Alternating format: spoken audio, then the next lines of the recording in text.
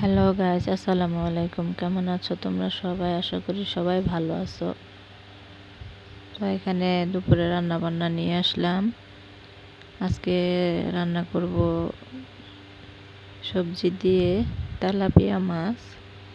প্রথমে কড়াই গরম করে তেল দিয়ে নিয়েছি। তেলের মধ্যে পেঁয়াজ ভেজে নিয়েছি। হালকা ব্রাউন কালার হয়ে গেলে রসুন বাটা দিয়ে নিচ্ছি। দিয়ে সুন্দরভাবে নাড়াচাড়া করে একটু পানি দিয়ে নিচ্ছি। পানি দেওয়ার পর এখন একে এক সব গুঁড়া মশলা বাটা মশলা দিয়ে দেবো। এখানে প্রথমে দিয়ে দিলাম জিরা বাটা,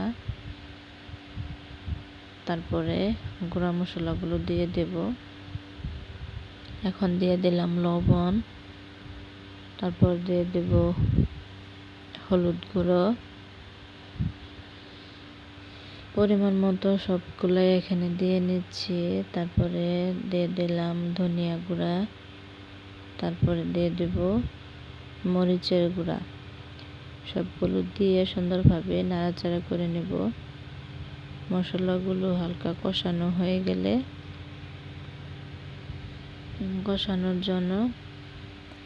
কষানো হয়ে গেছে। এখন এর মধ্যে দিয়ে দেব সবজিগুলো খুব সুন্দরভাবে নাড়াচাড়া করে মশলার সাথে মিশিয়ে এখন ঢেকে রেখে দেব।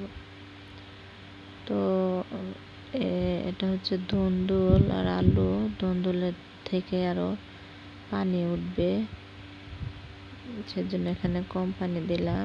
এখন ঢেকে রেখে দিলাম। কিছুক্ষণ পর এই দেখো এখানে আরও পানি উঠছে, আরও পানি উঠবে।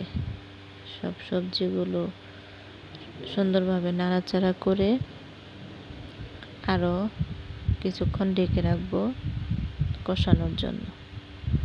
তো ঢাকনা খুলে দেখি কিছুক্ষণ পর কি অবস্থা। দেখো এখন আরও পানি উঠেছে। তো সুন্দরভাবে নাড়াচাড়া করে দিচ্ছি। তো এই সবজিটা সিদ্ধ হতে সময় লাগে না, আর শুধু পানি ওঠে। এখানে আলু সিদ্ধ হলেই হবে। তো এর মধ্যে দিয়ে দিলাম মাছগুলো দিয়ে সুন্দর করে উল্টিয়ে পাল্টিয়ে কষিয়ে নেব।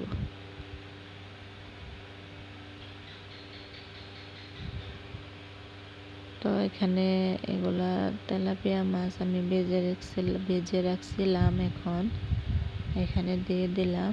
তো এখন উল্টিয়ে দিব। উল্টিয়ে দেওয়ার পর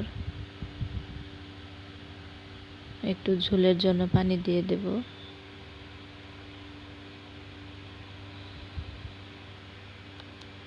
তো কষানো হয়ে গেছে। এখন এর মধ্যে একটু পানি দিয়ে দিলাম। এখন ঢাকনা দিয়ে রেখে দেব বলক আসা পর্যন্ত। তো ঢাকনা দিয়ে রেখে দিলাম। এগুলা সবগুলো সুন্দরভাবে সিদ্ধ হোক।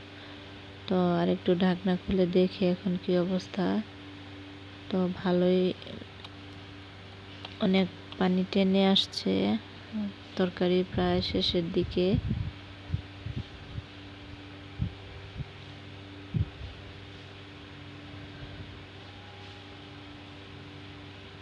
তো হয়ে গেছে প্রায়। তোমরা সবাই আমার চ্যানেলটার পাশে থাকবে, আমার জন্য দোয়া করবে। তরকারি তো এই যে হয়ে গেছে, নামিয়ে নিয়েছি। আমার ভিডিওগুলো তোমরা দেখবে, সাবস্ক্রাইব করবে, চ্যানেলটা লাইক দেবে, কমেন্ট করবে, শেয়ার করে দেবে তোমার বন্ধুদের সাথে। আমার পাশে থাকবে। তো মাছের তরকারি তো হয়ে গেছে। এখন সুন্দরভাবে বেড়ে নিয়েছি। দেখো কতটা সুন্দর হয়েছে।